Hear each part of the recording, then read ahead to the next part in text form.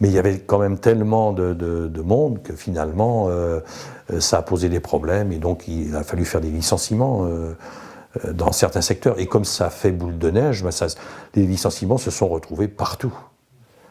Ça a commencé, puis après ça a continué, puis après l'autre préservait un peu, mais préservait combien de temps? 1 an, 2 ans, et c'est tout. Et donc ce qui a fait que les licenciements ont été importants, et aussi, je dirais, sans des gens qui avaient fait que ça toute leur vie, avaient fait de la chaussure toute leur vie. Donc on fait quoi maintenant? On n'est pas capable de faire autre chose.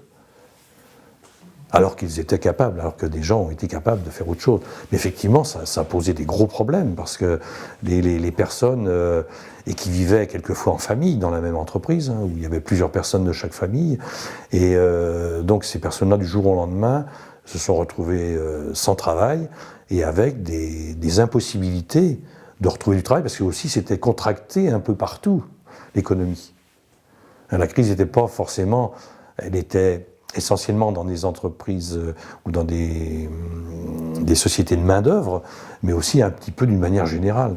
Donc ça veut dire qu'après, il fallait vraiment, sûrement, avoir une volonté de se dire, bon, je vais faire autre chose, j'étais là à faire mes semelles ou dans un bureau d'études ou ailleurs, ou à la coupe ou en piqûre. Qu'est-ce que je peux faire? Qu'est-ce que je suis capable de faire aujourd'hui?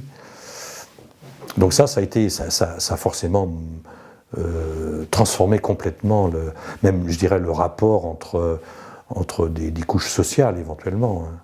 On se sent pris au piège. Je pense qu'on est entre deux situations qui font que d'un côté on ne peut pas vendre ses chaussures parce qu'on s'en rend bien compte que on est, par exemple, trop cher, et d'un autre côté, on est obligé de se séparer de personnes, c'est la conséquence, et que ces personnes-là, on les a connues toute notre vie, on les a vus rentrer dans l'entreprise, et à ce moment-là, c'est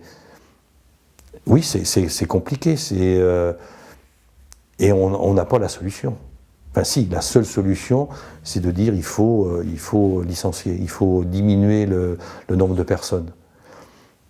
Alors, dans des personnes qui ont une formation, je dirais, extérieure, avec des études peut-être plus importantes et tout ça, il y a un abord des choses qui est différent. Nous, on avait un abord plus affectif, ce qui n'était peut-être pas forcément mieux, j'en sais rien, mais on avait un rapport affectif en se disant on peut pas, mais on peut pas, si, on est obligé, on veut pas, si, on va être obligé de le faire, et on est obligé de le faire.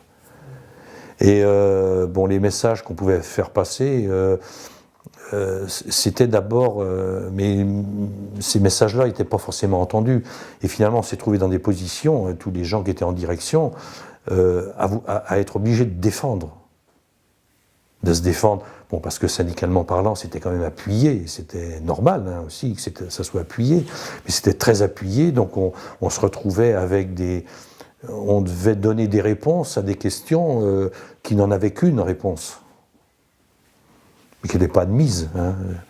On travaille depuis 40 ans dans l'entreprise, on travaille depuis... oui, effectivement, et c'est ce qu'on peut vivre aujourd'hui dans d'autres sociétés françaises, et ça a été très difficile, mais parce que les gens, en plus c'était très localisé, donc dans les Mauges, tout le monde s'est retrouvé en même temps dans les mêmes problèmes, donc ça fait du bruit, et c'est normal, la famille qui était à Saint-Macaire avait son cousin au Mai ou à Beaupro qui était concerné pareil, ou ses enfants qui étaient partis à Beaupro aussi, qui se trouvaient dans la même situation.